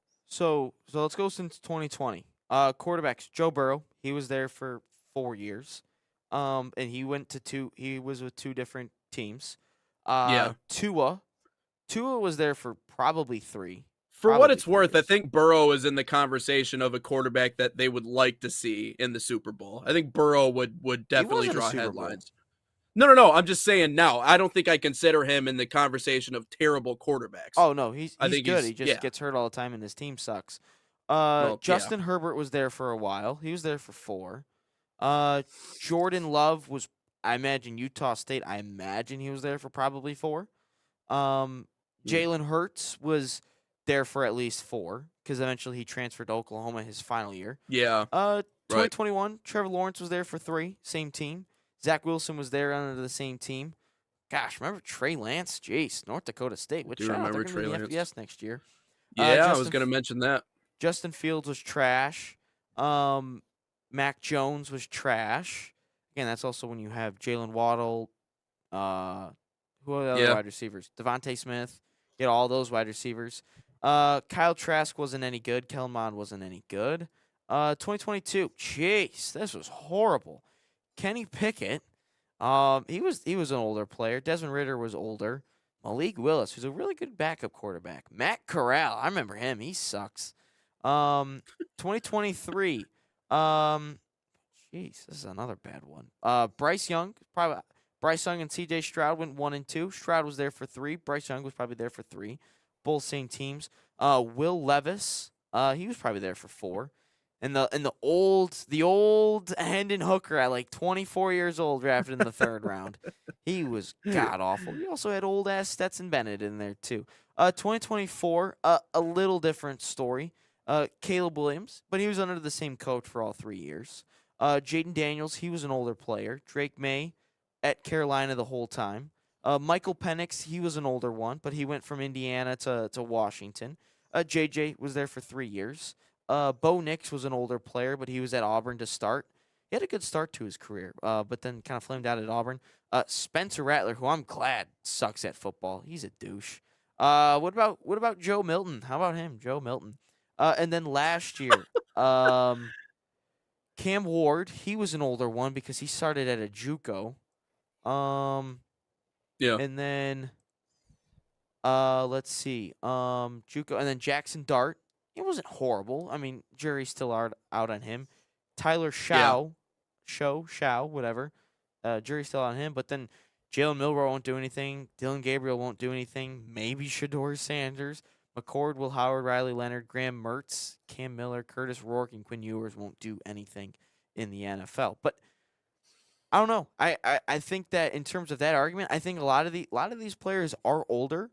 I just think it comes down to a little bit of different system. You have to learn so many different systems, and a lot of these teams don't run an NFL system, and and a lot of them struggle. It's a lot of RPO. It's a lot of read and react. The college game is influencing it for sure. I mean, the way that the college game is played has continued to influence the NFL. I feel like there used to be a pretty stark difference there, but they're less indistinguishable than what they used to be. You know, obviously quarterbacks being dynamic and mobile is more important, I feel like, in the NFL now than what it ever used to be, you know, especially with a lot of these big pocket passers that couldn't move. I mean, a flagpole is more athletic than Tom Brady, you know, but Tom Brady was also just such a systematic mind and so, you know, film oriented that he could just find a way to make it work. But yeah, they don't, yeah, to your point, it just doesn't seem like a lot of them are NFL ready. And maybe it's just because they were surrounded by so many weapons in college. Maybe it was because, again, they just kind of fit into that system and they didn't have to be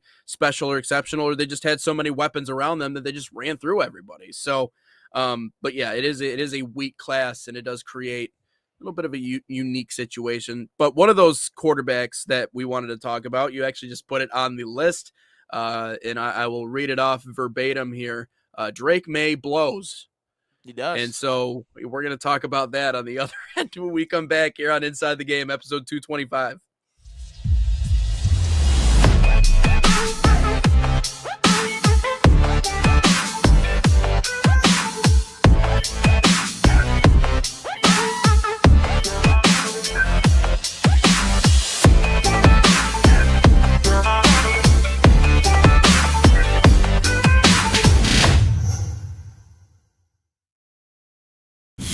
Experience the thrill of the game like never before with NSN's Game Rewind. Dive into full match commentaries enhanced with cutting-edge dynamic graphics, letting you relive the highs and lows of your favorite matches in astonishing detail. Whether it's a championship win or a legendary play, NSN Game Rewind bridges the past and future with a broadcast experience designed to captivate. Call 586-304-4405 and start watching today.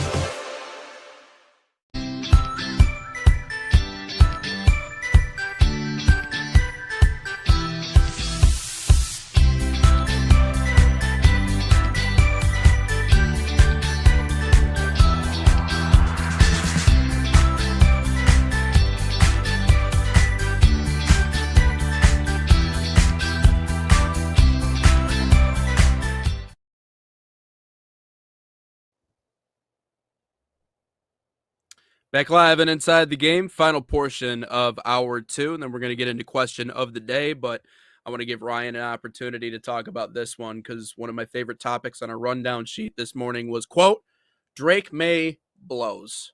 He just lost the Super Bowl. It's probably the most painful loss in his life, but we're going to take this opportunity to pile on a little bit. So, Ryan, you have the floor. Should. Yeah, Drake May, horrible performance. and the playoffs, been horrible the whole time. I mean, the Chargers, not really good. Not really good since their whole offensive line just died. And then we go into the Texans game. The only reason they won that was because C.J. Stroud turned the ball over 5+ times, and then they were gifted short field position. I'm sure the average of their yards to go to the end zone was probably like 45 yards or something like that because C.J. Stroud couldn't do anything. And then you go into the snow of Denver against a backup quarterback, and the Patriots defense, really did a good job. And for the most part yesterday, the Patriots defense did a really good job, trying to contain a Kenneth Walker, contain Jackson Smith and Jigba in Sam Darnold. And, ultimately they got them down and in the red zone, and they forced field goals, which if that's a defense, that's fine. That's a win for you, especially in a big game like that. But that offense was horrible. And I think a lot of that has to do with the Seahawks defense. I mean, that defense was unbelievable. I think they had 6 sacks, which I think is 1 sack below a career or a Super Bowl record, which was tied for like 10 seconds that they had 7 sacks, but then eventually got called back to 6 sacks. But no, Yeah. Drake May just looked sped up. He didn't make easy throws. There were some easy throws that he missed, and if he completes them, that's like 25, 30-yard gains down the field, and you're set up in really good opportunities. And then some of the throws he was making, not all of them were intercepted, but it's like, why are you lofting a rainbow throw that's like into triple, quadruple coverage into one wide receiver? It's like, what are you doing, Drake? And I think ultimately the narrative of easiest schedule, easy playoff schedule, Patriots are frauds, Drake May isn't that good, finally caught up to him in the world's biggest stage, and that's not necessarily where you want to get exposed like that and everyone to prove you right or prove you wrong and eventually them be right. That's not really the best spot. But Drake May, it just seemed like all night long, shout out Lionel Richie, just didn't do anything.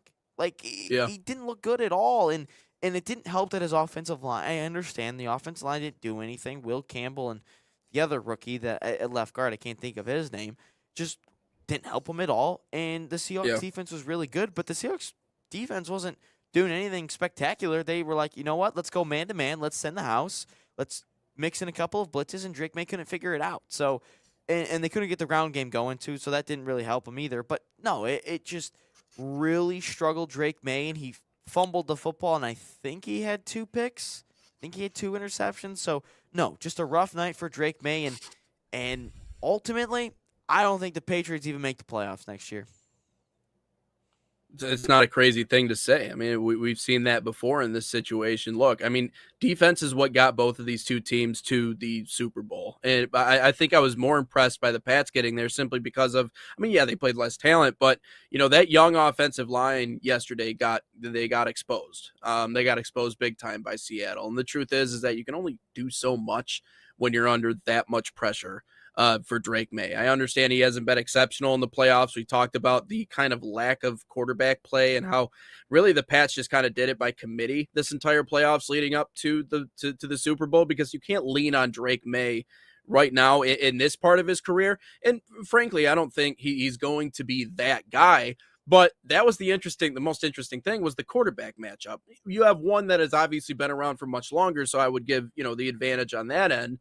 But it was just two gutsy, grind it out, figure out a way to win kind of QBs, and Drake May is a part of that. But it is a really hard thing to do when you're going up at what I feel is a generational defense in the Seahawks this season, and you have some rookies on the offensive line. I mean, just to get to the Super Bowl with all of that going on, I think is extremely impressive for Mike Vrabel and for that team to get all the way there. But yesterday was just, it was a showcase defensively for Seattle. And again, there's only so much you can do. When you only have a split second to throw the football, you're not going to be able to get much done. So I think it was cool to see Seattle win it the way that I felt like they won it once upon a time when you had Russ and all those guys there, because that's how they won their Super Bowls then too. So, but to say that, yeah, Drake May is not exceptional. He is a, if I were to, good, very good, or great, Mid. He's good too. Sometimes he's very good in certain isolated situations in terms of winning football games this year, because he got him there. But I think he's still a good quarterback. But yeah, he's not great. Would I say he blows? I don't know if I would necessarily go that far. I don't know. I would stop shy of that personally. But I just think that he struggled and couldn't figure out the defenses. And again, this is Yeah, not to well, that's true. discredit- Huh? Tough to figure out Seattle. I said that's I'm true. not saying Yeah. that it's. I'm trying to discredit Seattle because that defense is unbelievable, and you're 100% right. I was about to say that it reminded me of the Legion of Boom era with the Seahawks, like of how good that defense is. But again, Mike McDonald and them did a really good job of disguising everything. And also, my wish came true that at least Mike McDonald's got a Lombardi now. So in case 15 years vacancy for Michigan, he needs a job. Come and back. We don't have to hear all the BS. 15 Harbaugh rumors. years. But no, I'm just saying for the future. Or maybe Kyle Whittingham, isn't really that guy, and after he wants to retire, and Mike McDonald gets fired maybe from the Seahawks, just maybe, just putting it out there. But no, I just think that Drake May and really struggled in the biggest moment, and everyone that said it's Drake the schedule May, they were proven right yesterday, and it just looked like the Patriots did not deserve to be on the same. It ultimately looked like Jared Goff in the Super Bowl against the Patriots. That's ultimately what it looked like. But Jared Goff and the Rams, played relatively well up to that point, especially in the playoffs and getting up into the Super Bowl and especially in the regular season. But Drake May yesterday it looked bad. It looked like the moment was too big for him, and ultimately he got exposed. And I don't have his numbers up for the playoffs. But no, the whole playoffs he looked bad. So we look in the playoffs, 268 against the Chargers, 1 touchdown, 1 pick. 179 against the Texans, 3 touchdown, 1 pick. Against the Broncos, 86 yards, no touchdowns, no picks. But again, that's the snow. And then yesterday, 295, 2 touchdowns, 2 picks, but also a fumble in there. But a lot of those yards were in garbage time. Like before they, the Seahawks were like, as long as no one beats me over the top, I'm good. Before that, I think he had like 70 or 80 yards, something like that. Like it was I think there was a stat at some point from like the first quarter, from the first drive up until like the midway through the third quarter, they had out of 8 drives, they had 7 3-and-outs. That's how bad it was. And you can look at he almost threw for almost 300 yards and all that. Well, before they started airing things out and the Seahawks were just playing prevent coverage, he did nothing. Yeah. So it's a lot of empty calorie stats when it comes to Drake May, but no, he poor performance. Let's get into question of the day. Yeah, we can do that. Question of the day, obviously presented by Salt Athletic, one of the official sponsors of us here at the National Soccer Network. Save 15% by using promo code NSN15 on that #1 smell-proof. I think they moved. Yeah, they moved it on me. So it's not They even. took your I can't even show bags it on screen. They moved it on me. My whole setup has been moved, so from the weekend, so I don't have it to show you guys. But anyway, scan that QR code on your screen or visit saltathletic.com today. But if you don't even want to use that promo code to save 15% off and you want to enter for a chance to win a free Salt Athletic bag, just head over to our Instagram right now, which is almost at 3,000 followers. So make sure you drop us a follow there if you're not following us already. Drop us a follow at NatSoccerTV. Tag a friend or comment tag a friend and comment hashtag NSN Salt giveaway on any of those Salt Athletic posts that you see on our Instagram. It's simple, that easy. We have 19 more bags to give away, so for the next 19 Fridays, we'll be giving away a Salt Athletic bag, so make sure you do all that. But question of the day. So I haven't even tested the horn yet since they've make sure this is right. Okay, good. We're good. Didn't want to be wrong on that. All right. But anyway, question of the day. So I didn't do it at the beginning of the show. What's your dream Super Bowl halftime lineup? Because yesterday sucked, and we need to get yesterday's halftime lineups going. I don't know. Good Eminem, Red Hot Chili Peppers, and hologram of Bob Marley. Okay. Okay. That'll be my combo. Who are you going with? So I'm You're gonna go rocking old with. school, I already know it. So I want a full Motown concert. Okay. We got the All right. Temptations, we got Smokey, we got the Four Tops, and then we got Diana Ross. She's in there. Mm. And then am I thinking of anyone else? Oh no! Throw out Diana Ross. Marvin Gaye. You sing some Oh, there you go. Mountain High enough. You throw Diana Ross Good out choice. there now. It's a good choice. Good choice. And then what we do is we throw Bruno Mars in the mix. Why? Because he's so good. So we throw Bruno Mars in the mix with all the Motown people because, if we're being honest, Bruno Mars can play in any era, if we're being completely honest. Like, there's only, like, a few artists that could play in, like, any music era, and, like, you could throw in Michael Jackson, not Michael Jordan, Prince. You could throw in Bruno Mars.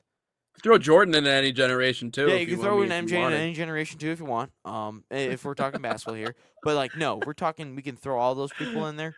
Bruno Mars is one of them, and especially – I'm, like, biased now that I'm going to his concert, and I'm, like, listening to all of his stuff. So, like, I'm kind of biased in that sense. But, no, that's who I'm rocking with, my dream lineups. Oh, then, honestly, we got to have, like, someone intro. We got to have someone intro this. Like, we got to have, like, some comedian or, like, actor kind of, like, intro it, like, kind of hype it up a little bit.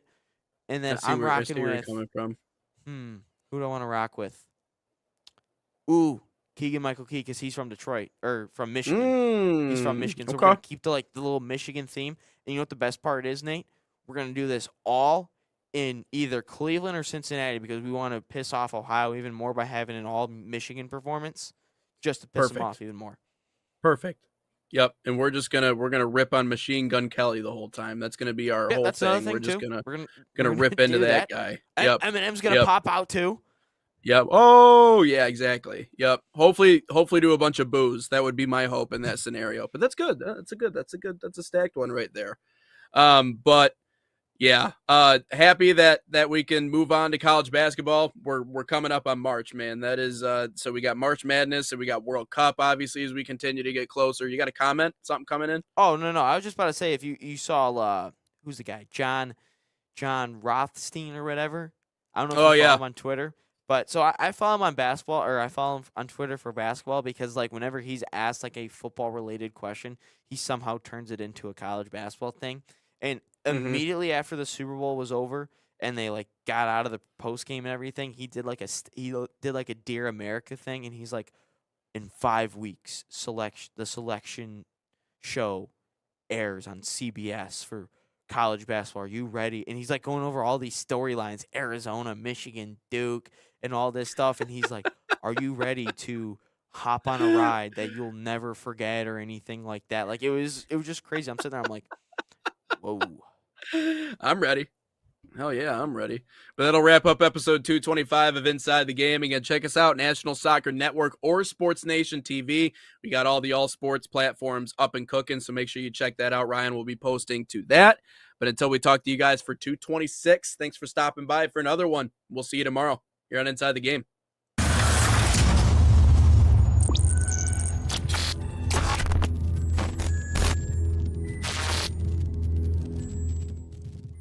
From the biggest matches to the hottest takes, Jonathan Turner and Nathan Wenger bring you the stories, the analysis, and the edge you won't get anywhere else.